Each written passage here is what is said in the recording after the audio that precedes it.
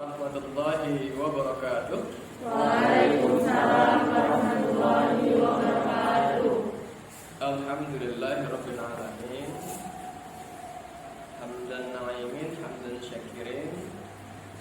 Allahumma shalli ala sayyidina Muhammad wa ala ali sayyidina Muhammad. Anak-anakku, bagaimana kabarnya kalian semua? Alhamdulillahirabbil alamin. Nah, jadi kali ini kita berjumpa kembali, bertatap muka pada mata pelajaran pendidikan agama Islam. Ya. Jadi sebelum kita melaksanakan pembelajaran, seperti biasa kita mengawalinya dengan sama-sama berdoa untuk memimpin, mengawali doa. Ya, Bapak mintakan kepada anak kita yaitu Muhammad Ihsan. Pada Ihsan, silakan. Siap, sebelum belajar, mari bersama-sama kita berdoa dengan membaca Ummul Quran dan doa belajar. Al-Fatihah.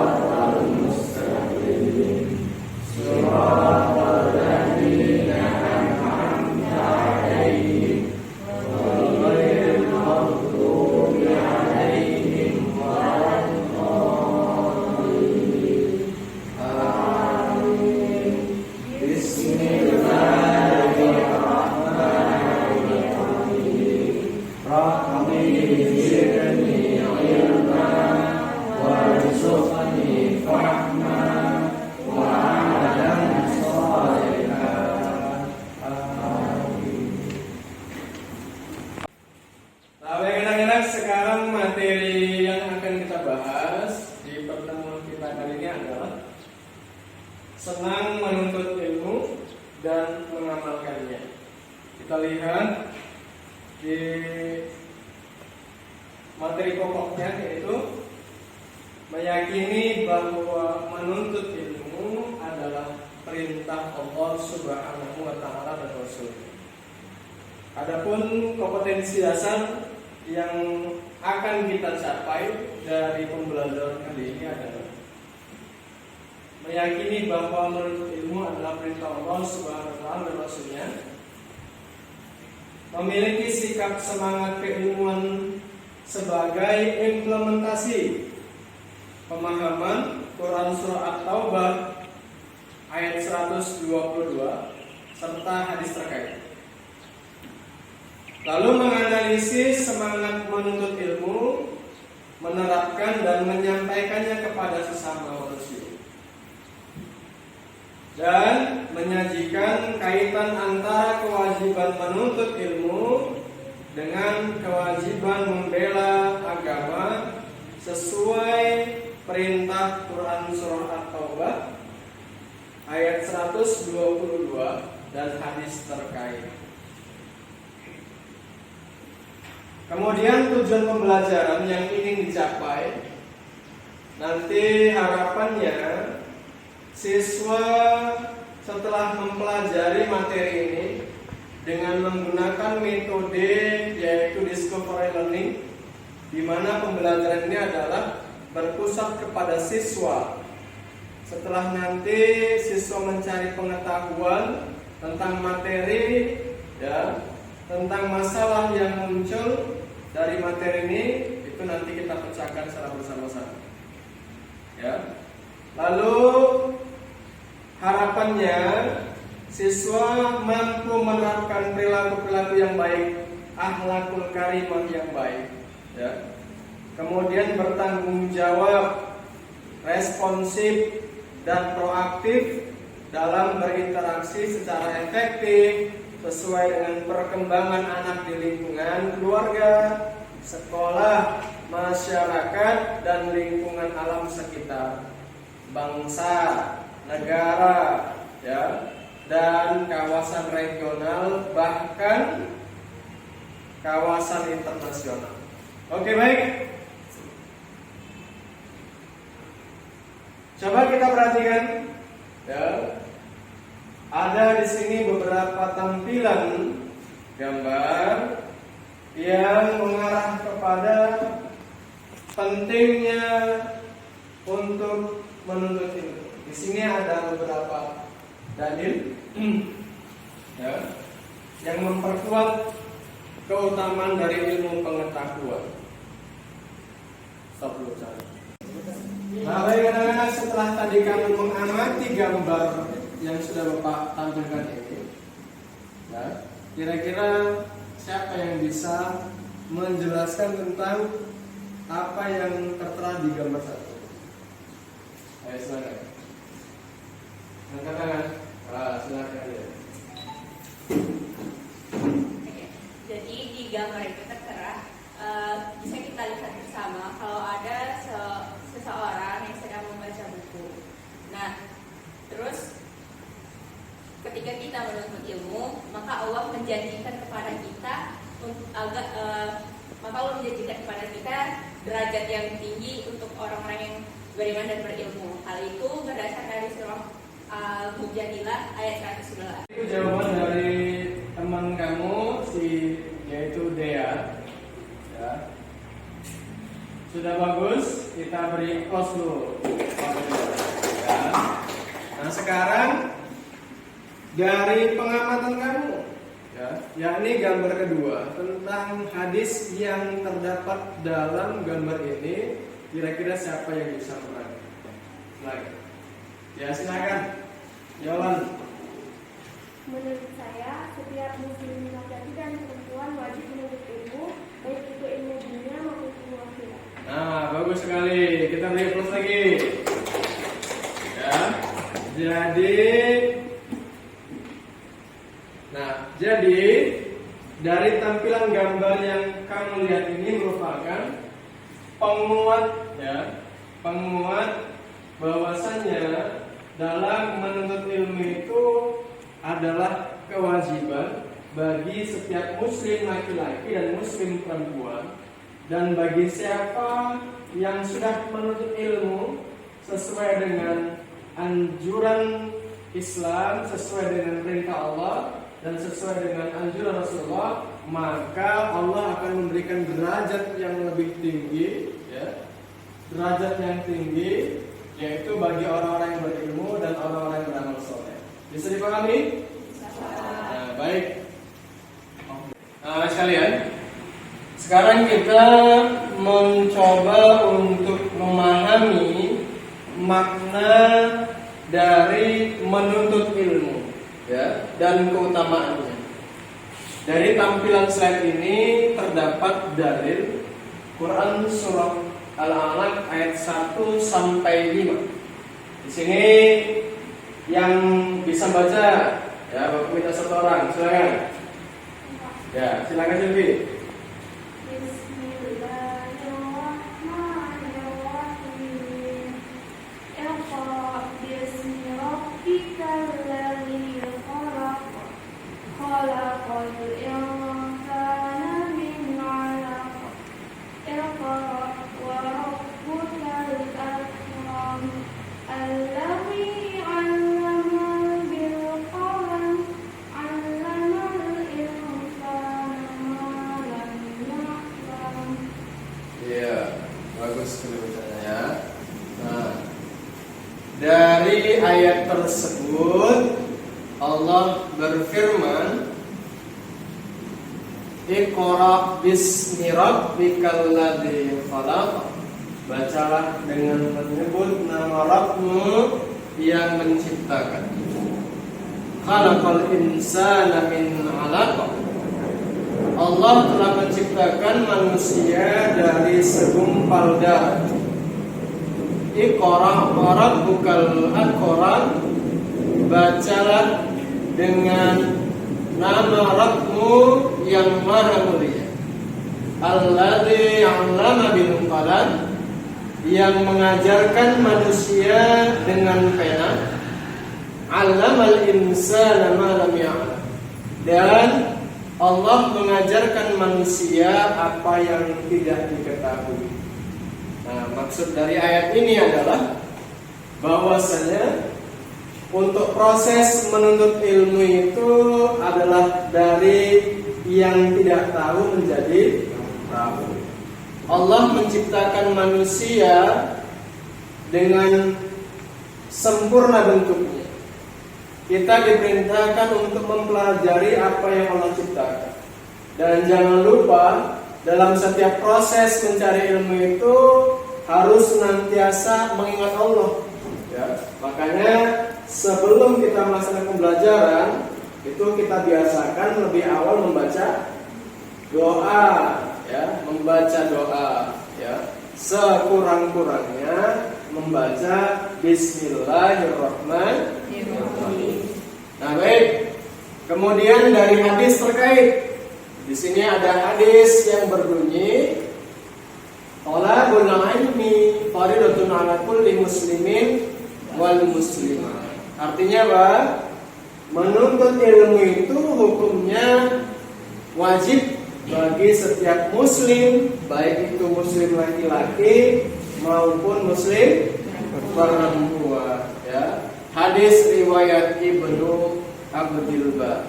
Nah, selanjutnya,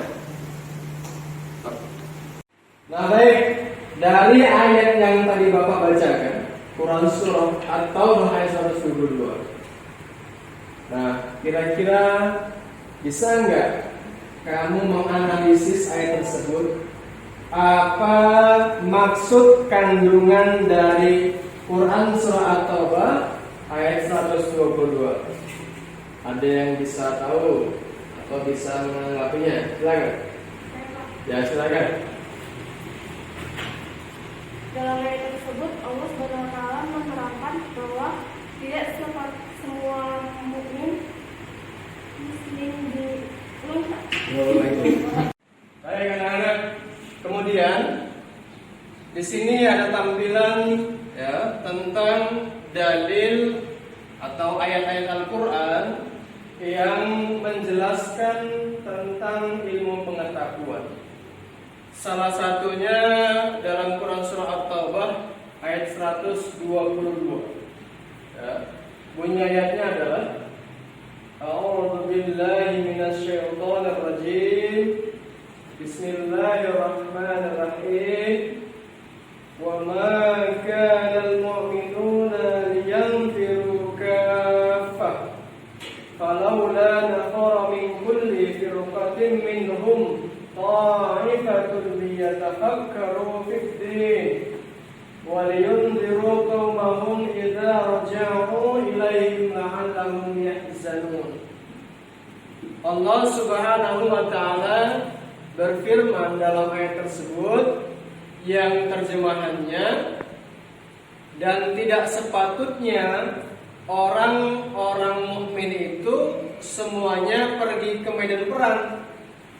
Mengapa sebagian dari setiap golongan di antara mereka tidak pergi untuk memperdalam pengetahuan agama mereka dan untuk memberi peringatan kepada kaumnya apabila mereka telah kembali agar mereka dapat menjaga dirinya. Stop. Nah, ungkapan dari teman kamu tadi terkait tentang mengapa manusia itu wajib menuntut ilmu, ya. Jadi menuntut ilmu itu merupakan suatu hal yang wajib dilakukan oleh kita semua sebagai umat muslim, baik itu laki-laki maupun perempuan, karena dengan menuntut ilmu dapat memperluas wawasan kita, ya, menambah ilmu pengetahuan, sehingga, ya, dalam kehidupan kita sehari-hari, di lingkungan sekolah, di lingkungan masyarakat, ya, di lingkungan keluarga dapat terlihat, ya, dapat terlihat, tercermin dari sikap seseorang yang memiliki ilmu tadi. Oke, baik. Ya, jadi maka ini penting bagi kita untuk menuntut ilmu pengetahuan. Oke. Tadi Bapak sudah mengarahkan kamu untuk berdiskusi masing-masing kelompok. Silakan dianalisis, ya. Tugasnya masing-masing. Bapak beri waktu 10 menit untuk mencari terkait tentang materi yang sudah Bapak share tadi. Silakan. Assalamualaikum warahmatullahi wabarakatuh. Waalaikumsalam warahmatullahi wabarakatuh. Kami dari kelompok 1 ingin mempresentasikan tentang 7 ilmuwan muslim yang berpengaruh di dunia sains. Yang pertama ada Jabir Ibnu Hayyan atau dikenal juga dengan nama lainnya Hibbert. Jabir Ibnu Hayyan lahir di Irak pada tahun 712 Masehi. Dia dikenal oleh bangsa Eropa dengan nama Geber. Dia merupakan penemu ilmu kimia. 2. Muhammad Ibnu Musa Al-Qawazini lahir pada tahun 780 Masehi. Dia merupakan penulis buku tentang aljabar yang menjadi buku pertama mengenai ilmu aljabar. 3. Abu Yusuf Yakub Ibnu Isa Al-Kindi. Al-Kindi merupakan ilmuwan yang telah menulis 270 ensiklopedi mengenai berbagai macam bidang ilmu. Ilmuwan yang lahir pada tahun 801 ini merupakan ahli matematika, kedokteran, geografi, dan fisika.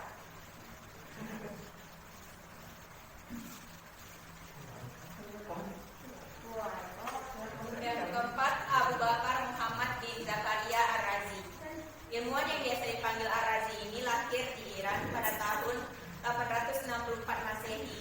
Ar-Razi disebut bapak imunologi karena telah menemukan penyakit alergi asma, cacar, dan ilmu imunologi. Sudah, close lah. Baik, sekian. Assalamualaikum warahmatullahi wabarakatuh. Kami dari kelompok 2 ingin mempresentasikan tugas kami, yaitu 5 tokoh muslim pelopor perkembangan teknologi modern. 1. Al-Khawarizmi. Al-Khawarizmi telah dikenal oleh masyarakat luas berkat temuan hebatnya, yaitu ilmu algoritma. Al-Ghazali, keinginan manusia untuk menghadirkan obat ternyata sudah muncul sejak abad ke-13. Konsep dasar obat pertama kali diungkapkan oleh Warahmatullahi wabarakatuh. Kami ingin membacakan hasil diskusi kami tentang contoh perilaku yang mencerminkan penghayatan peradaban Islam pada masa kejayaan. 1. Giat belajar dan mengembangkan ilmu pengetahuan. 2. Rajin mengkaji dan meneliti hal-hal baru seperti para ilmuwan masa lalu. 3. Memadukan antara ilmu agama dan ilmu pengetahuan umum. Penjelasannya, pada masa kejayaan Islam banyak sekali para ilmuwan dan alim ulama Islam yang terkenal. Bukan hanya terkenal di dalam negeri sendiri, para ilmuwan Islam tersebut banyak menjadi pelopor di bidang ilmu pengetahuan. Baiklah, hasil diskusi kami ucapkan Assalamualaikum warahmatullahi wabarakatuh. Waalaikumsalam warahmatullahi wabarakatuh. Sebelumnya tadi sudah kamu menampilkan satu persatu hasil presentasi, ya, analisis kamu terkait tentang para ilmuwan-ilmuwan yang terdahulu, ya, ilmuwan muslim yang sudah mempelopori tentang ilmu pengetahuan, sains, dan bagaimana cara seorang pelajar peserta didik, ya, yang mencerminkan perilaku terpuji dari para ilmuwan-ilmuwan terdahulu. Nah, kemudian dari kesimpulan yang tadi, ya, di sini ada beberapa keutamaan dari orang yang berilmu. Yang pertama adalah orang yang berilmu itu akan diberikan derajat yang tinggi di sisi Allah Subhanahu wa Ta'ala. Kemudian diberikan pahala yang besar di yaumil akhir nanti. Lalu orang yang berilmu, ya, ketika dia sudah mengajarkan ilmunya, adalah merupakan sedekah yang paling utama. Selanjutnya, orang yang berilmu lebih utama dari seorang ahli ibadah. Nah, jadi dari kesemua hikmah yang bisa kita simpulkan dari materi kita ini, mudah-mudahan dalam penerapan sehari-hari kamu mampu memahami ya bagaimana perilaku yang mencerminkan seorang yang berilmu, baik itu di lingkungan rumah, di lingkungan masyarakat, dan terlebih lagi di lingkungan sekolah. Bisa dipahami semuanya? Nah, sekarang untuk semuanya kita beri aplaus dulu. Baik. Selanjutnya, ya, untuk sebagai motivasi, ya di sini ada menuntut ilmu adalah takwa, menyampaikannya ilmu itu adalah ibadah, mengulang ilmu adalah zikir, mencari ilmu adalah jihad. Ya, untuk tugasnya Bapak akan share nanti di WA group. Ini ada quiz di sini. Ya, silakan nanti dikerjakan masing-masing di rumah. Bapak tunggu hasilnya ya dari tugas kamu masing-masing. Demikian pertemuan kita pada hari ini, mudah-mudahan bermanfaat untuk kita semuanya. Bapak akhiri dengan ucapan billahi taufiq wal hidayah. Assalamualaikum warahmatullahi wabarakatuh.